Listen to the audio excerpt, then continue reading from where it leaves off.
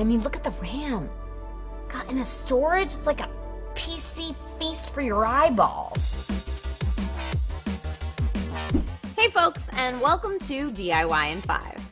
My name's Trisha Hirschberger, and if you've ever oogled a custom PC setup that's lit up like the grand finale on the 4th of July, then you maybe, just maybe, have been sucked into the PC hardware RGB craze.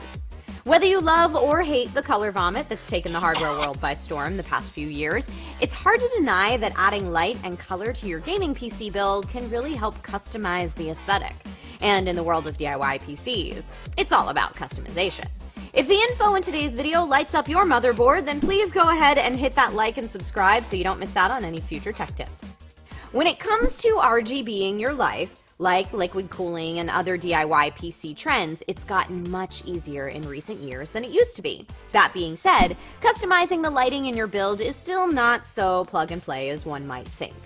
That's because there's no real standard that would allow for RGB lighting compatibility, and not every manufacturer's cool new RGB components work with everybody else's. This adds another layer of complexity when picking compatible PC components.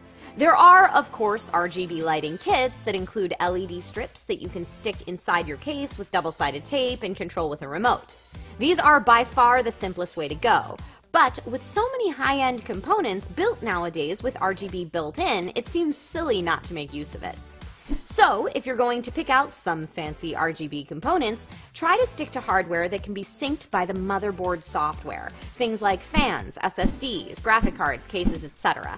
The best way to tell if your RGB components will work with your motherboard is to check your motherboard manufacturer's compatibility page. Remember before when I said there's no real RGB standard?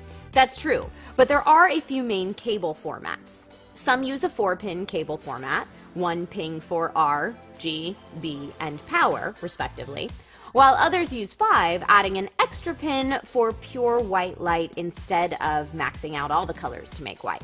Also, most motherboards have 2 RGB headers, but if you have, say, a whole bunch of RGB fans and need more than that, this could be a problem. There are other solutions to make this happen via daisy chaining and adapters, but that will require its own separate research. Picking components that are all compatible with your motherboard usually also ensures that you can control everything from your motherboard's lighting-specific software instead of relying on different software for each specific component.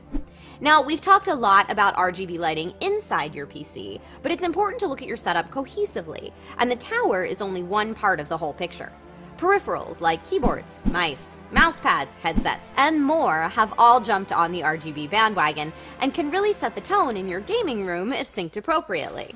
Again, here there's no real standard, and each peripheral manufacturer usually provides their own proprietary software to control each product. As an example, HyperX has Ingenuity software, which lets you set up and control lighting effects by zone, and set button bindings and program macros, as well as create and store game profile presets. But what if you have another manufacturer's headset but a HyperX keyboard and mouse? Guilty as charged. You would need 2 different software solutions to control everything, and good luck manually syncing that pulsing effect. I want to give a huge shout out to all the Kingston and HyperX community members who sent in photos of their sleek RGB builds to showcase in this video. It's always so awesome to see what other people have created and draw inspiration from it.